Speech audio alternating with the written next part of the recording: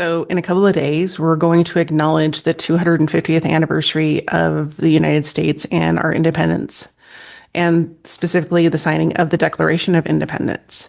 And so, I thought I would take a break from what we normally talk about on this podcast and show, and instead talk about independence in a new and maybe controversial light. So I've been thinking a lot about independence and not necessarily the independence of our country, which is frail at best sometimes, but rather the independence of the physicians that care for us and care for our health.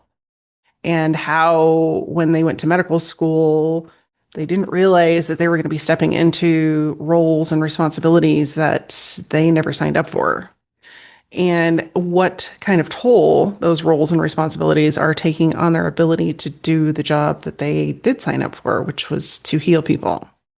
So, if you are curious about how to balance those roles and also get an action plan on how to get some help so you can step out of some of those roles and not have all of that responsibility on your shoulders, then stick with me today and we're going to dive into that. If we haven't met yet, I'm Alisa Connor, and I show up here every week to help not only specialty medical practices, but for professional services organizations to grow and scale, not by outspending their competitors, but instead by creating patient and customer experiences that your patients and customers can't wait to talk about. So let me start this episode this week with gratitude. I have a regular gratitude practice in my life, and I think that living with gratitude is really one of the best ways to move forward and have a happy and joyful life. And I want to give gratitude specifically to the physicians that show up every day and do their job plus some.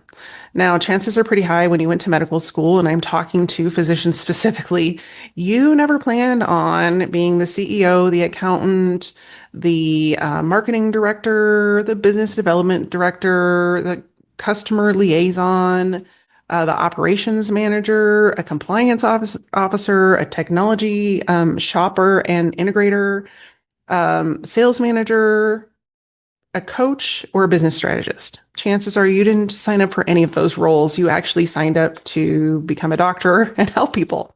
So the fact that you're running a successful practice right now deserves a clap on the back. Having all of those roles thrust upon you, for lack of a better term, was something you likely never planned on. And you're doing a great job because those roles are happening, whether you realize that you're playing an integral part in those or not. And we're going to dive into exactly some of those roles and how they might show up in your daily life. And then all of a sudden you're like, oh, geez, what did I get myself into? But first of all, just a little bit of gratitude for you doing the best job you can and doing a great job by keeping your practice going and profitable and doing what it is meant to do, which is heal people and patients. Now, when I say you have taken on all these roles and that you weren't trained for those, please don't take that as a diss, because I realize you're doing the best you can, and you likely have surrounded yourself with people that you think are helping you do the best you can for your practice. But there's something to be said about decision fatigue.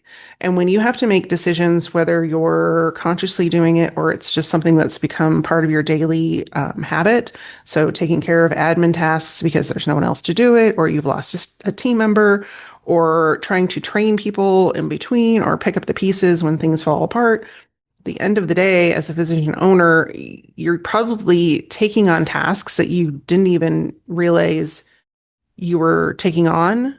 And the mental capacity and the emotional capacity of taking on those tasks can be super exhausting. And on top of that, when you are trying to shift focus between taking care of patients and also taking care of the business, that is context switching. And it's really hard to go from one to the other and be successful when you keep switching back and forth. It would be the same thing as me trying to do multiple tasks that are completely different, like recording this video and talking on a client call. Like, there's no possibility that I'm going to do both of those effectively or well when I have to continue to switch contexts. And there's actual research behind context switching. So I recently read a study by Speakwise where they did some research around context switching. And one of the findings was that context switching can consume up to 40% of of a person's productive time.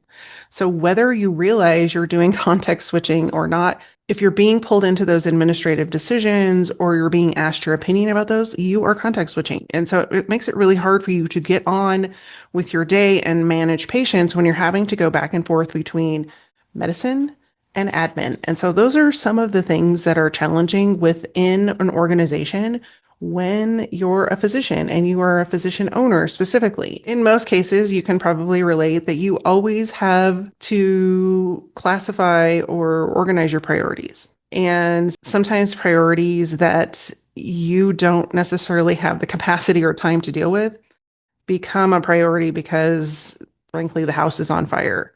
And so those are some of the things that we want to address today. Those can be things like you have hired a team and somebody on the team leaves and all of their knowledge went with them because they gave you no notice.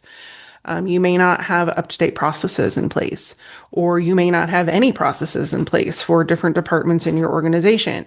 I did an assessment for an organization in orthopedics and specifically their marketing department, and they had 3 people in their marketing department and nobody knew what they did, including 2 of the marketing people.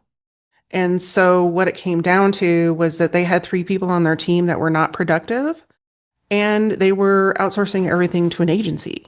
And so they were paying 3 people on their team to do marketing that wasn't getting them anywhere. Plus, they were paying an agency, which accumulated to like $2 million in marketing budget that was not driving appointments to their calendars. A lot of times, why that happens is practices will hire people with medical experience instead of people with business experience. And the reasoning is that they understand medicine.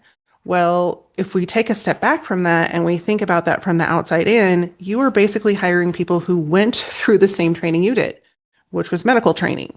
A lot more often than not, those medical trained people do not have the business skills to help you succeed or to spot the challenges within an organization because they are immersed in the medical way of thinking. And so when everyone around you thinks and acts and responds the same way you do, you're running an organization and a practice with blinders on.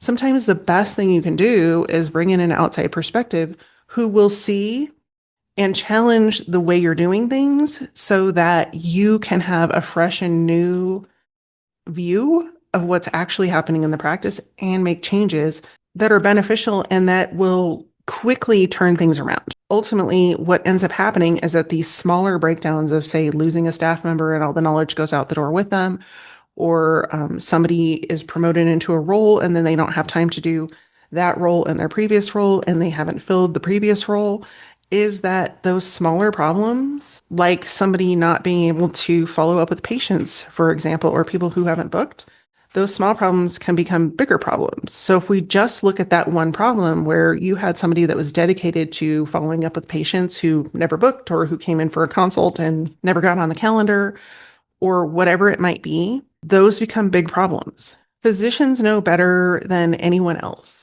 that early detection is the fastest way to get ahead of any disease and solve challenges before they get too big. For example, if you have a patient that has early diagnosis of breast cancer and you get them in for a biopsy and radiation and chemo right away, the chances that you will catch that before it spreads to other organs in the body is much higher. But they don't necessarily take that approach when it comes to their business. If you can take that same approach to your business, you're going to be able to treat symptoms before they build on each other and you have more leaks and challenges to solve overall. And just like patients don't disappear overnight, business problems don't get solved overnight and they don't occur overnight. And so if you've had these problems that are building on each other over time, it may take a little bit of time to conquer one and then the next and then the next and the next. But without a proper diagnosis, which usually has to come from the outside, looking internally on what's happening, you are going to have a hard time diagnosing what needs to happen first and what challenge needs to be overcome first. and then creating a plan around how to solve each additional problem. When I go in and diagnose a practice, I typically look at 9 different places where leaks happen.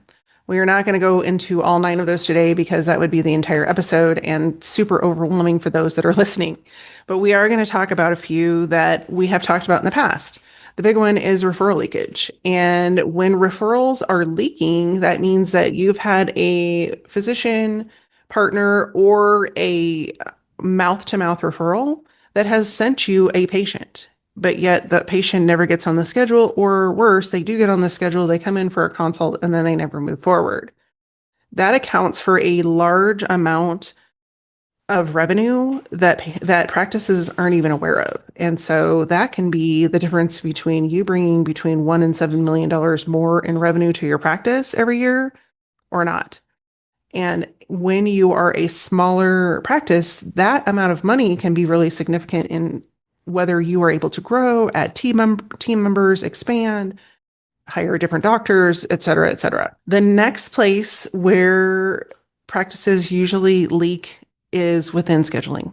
And that means that somewhere along the way, a patient is trying to schedule and they are either not able to, they are asked for too much information, or they just give up along the way.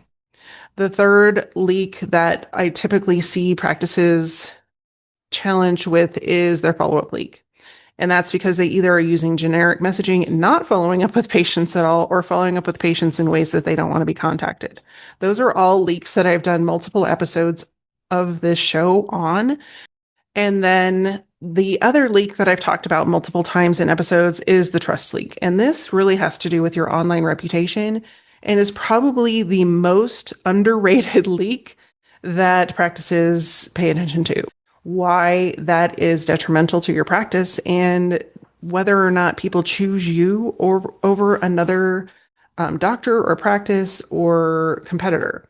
And there are several reasons for that, but that is a big leak that most practices just don't pay attention to. In each of those processes, if you don't have someone that it is their specific responsibility to take care of the process and the patient along the journey for each of those different opportunities where they can fall out of becoming a patient, then ultimately that responsibility comes back to you. And as a physician, you need more responsibilities. Like, I need another hole in my head. And so I want to bring that to your attention because there's only so much brain power, energy, and time that you have as a physician. And if somebody on your team isn't taking responsibility for one or all of these processes, or multiple people are taking responsibility, then it's no wonder that growth has been a challenge and you have gaps in your schedule. So since we're talking about independence, I thought I would relate it directly to creating an independent practice. And so I've put together a 3-part independence plan for you and your practice and what you can do to start to alleviate some of those leaks and ensure that some of the responsibility around all of the different roles that I listed at the beginning of this episode are not falling completely on your shoulders. The first step of this plan is to ask yourself a hard question and really sit with the answer. And some of that, you might not like the answer and you might not like what shows up, but you need to ask yourself what decisions truly require a physician. And chances are pretty high that 99.9% of the business decisions that you are undertaking don't require you. And that can be a hard pill to swallow because this is your practice. You own either all, a good majority, or a portion of the success of this practice. And so to just step back and go, I'm only going to act as a physician and do what physicians are meant to do can be like, ooh, one, scary because you're giving that responsibility to someone else outside of you and your control. And 2, because it makes you really step back and go, okay, what am I responsible for? And what do I need to let go of that I've been holding on to that possibly is stagnating our growth? And chances are pretty high it is stagnating your growth. Every other decision that you've been carrying that doesn't belong as a physician decision needs to go on a list and it needs to be delegated. Now, does it all have to happen tomorrow? No, absolutely not. That can be terrifying. And if you don't have the right staff members on your team chances are pretty high that even if you delegate those tasks, they're not going to be done effectively. But starting with that list and making a physical list with pen and paper is really going to force you to document all of the things that you've been trying to do on your own and probably give you a pretty good insight into why you're exhausted. Because if you're trying to manage all of those things plus patient care, it's no wonder that you don't have time to do the things that you enjoy, spend time with your family, or any of the other things that life is supposed to be part of. So, the second part of your plan, whether you have a team now or you are looking to increase your team members or build a team that is actually able to help you with strategic practice growth, is to define who owns the roles for specific tasks. And it may look differently than how those roles are set up right now. And that's because most practices hire for position. They don't hire for the actual growth factors in a practice. And that's something that when I go into a practice and I look at what's happening within the organization, it's easier for me to spot that, okay, that person is doing this job, but they're also doing 3 other jobs because so-and-so didn't want to do those jobs, or they were just handed off when that person left the last time before the replacement came in or whatever. Roles can easily become unclear, and then at some point, nobody has responsibility, and then it comes back to you being responsible for those tasks. So the specific areas that you should have accountability and a specific person that is responsible for what happens in that role are referral intake. So somebody should own the entire process of referral intake and also own the process of referral drop off, because that's part of referral intake. If those patients are dropping off and they have been a referral from a specifically physician partner, somebody needs to own that and own the follow-up process for those patients so that you don't lose them, because that's a significant amount of revenue that your practice is leaving out to chance. Step 2 is to assign one person for each of the roles within your practice so that someone has responsibility for what happens in that role and accountability for optimizing and ensuring that what happens in that role is effective and patient-oriented. So I'm going to quickly go through these, and I want you to take note if you have someone in these roles, and if you do they have a protocol to follow that holds them responsible? And if so, what's the accountability for that responsibility in your practice? Because if there isn't any, then it's no wonder that those roles haven't been optimized or aren't being as effective as they can be. So let's quickly go through those roles and responsibilities that one person should have accountability for, not a group, not a team, but one person. The first is, of course, referrals. And we've talked a lot about referrals in different episodes. So if you have missed those episodes, I will link a few of them below in either the comments or the description. The second is scheduling. And part of the accountability for scheduling in a practice is not just ensuring patients get scheduled, but that process is optimized and as easy as it can be for patients to get on the schedule. The third role that is viable and needs to have accountability is insurance verification. And this is a biggie because a lot of times within the insurance verification process, it can take time to get an answer and balls often get dropped. So if there isn't a clear process or a follow-up on where patients are in the process, that's where balls get dropped. And then those patients go and find a care elsewhere. The next role that you need to ensure that you have a responsible party for is recall. And those are patient visits that are either triggered by a calendar event. So say a annual exam. A perfect example of a recall appointment would have been somebody following up with me after my last PT appointment from my orthopedic surgeon.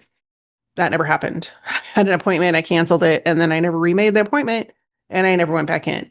And I honestly probably could have used additional PT, but because nobody followed up with me, I just went and did my own thing and found other people to assist with my healing journey.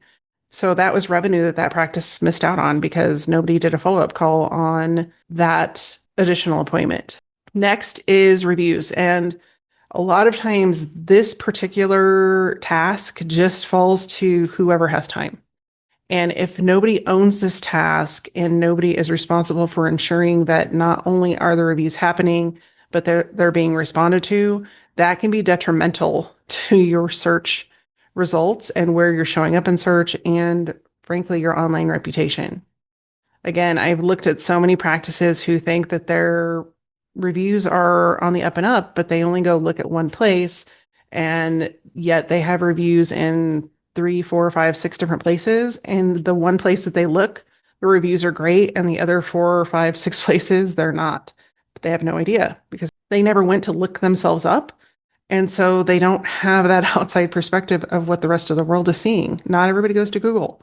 And that might be the first place that you look. But if you have reviews over on Facebook and they're 2.3 stars and your Google reviews are 4 stars, you're still fighting that reputation in different locations. The next is marketing. And again, if you don't have one person that's specifically responsible for marketing activities, generating new patients and new patients scheduled specifically, then there's no accountability for marketing. You're just throwing money in hopes and a prayer that it's going to work for practice growth. And then the last is patient follow-up. And that's all of the different follow-up activities that need to happen for patients that have come in for a consult but never booked, or maybe got on the schedule and canceled and never got in for that initial consultation. All of the different follow-up activities that need to happen with patients. Assigning one person as the authority for that role and the responsibilities for that role is going to immensely help you delegate effectively to your team. And also become aware if you need to hire people for roles that you don't have a team member for right now, or expand roles that maybe you're expecting too much from one role and they simply can't get it all done because they have too many responsibilities. So this is a good inventory for you to take of who is in those roles currently, what they're responsible for, and what needs to shift or be delegated, changed, or who needs to be held accountable for what. The third component of this independence plan for physicians is, how are you going to monitor this? And who is going to monitor it? If it's not you, who do you have confidence in that will monitor this effectively and report back? Because a lot of times what I will see is that somebody is responsible, but then they're never really held accountable and nobody's monitoring that. So they don't know what broke. They don't know that the calendars are slow or slowing down. They don't know where patients are getting stuck on the journey. They don't know what's performing well and what's not performing well. And they specifically don't know what needs the quickest attention before it causes a larger challenge. And so when I'm saying monitoring, like for example, if we're going back to the monitoring of the marketing department that I audited, no, when I created an assessment for that organization, every single doctor came back and said, I have never seen anything like similar to this report from our marketing team, from our marketing agency or our marketing team. And I said, that's a problem because these are things that I saw from the outside. I haven't even looked at the under the hood. These are just things I saw from the outside. And that was because nobody had held their marketing team accountable for their actions, for their inactions, or for the money that they were spending with an agency. And so if nobody's held accountable, everybody just thinks things are going well until they aren't. And then by that time, it's too late because it takes momentum specifically for marketing to be effective. So you can't just turn ads on when the calendars are slow. You can't just start running more ads when the ads that you're running aren't effective or bringing patients to your calendar. The goal of this plan isn't perfection.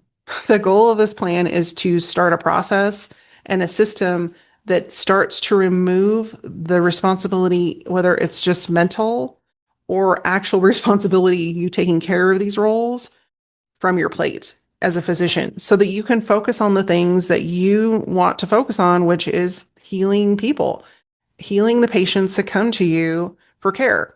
If we were to tie this back to the signing of the Declaration of Independence 250 years ago, you didn't have one founder come to the table and sign up to do everything.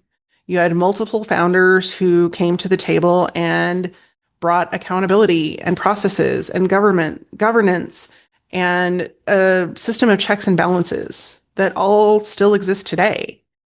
And you can apply that same mentality and architecture to your practice. It not only deserves it, but you deserve it because you deserve to be able to enjoy your life and not constantly be worrying about your practice and practice growth.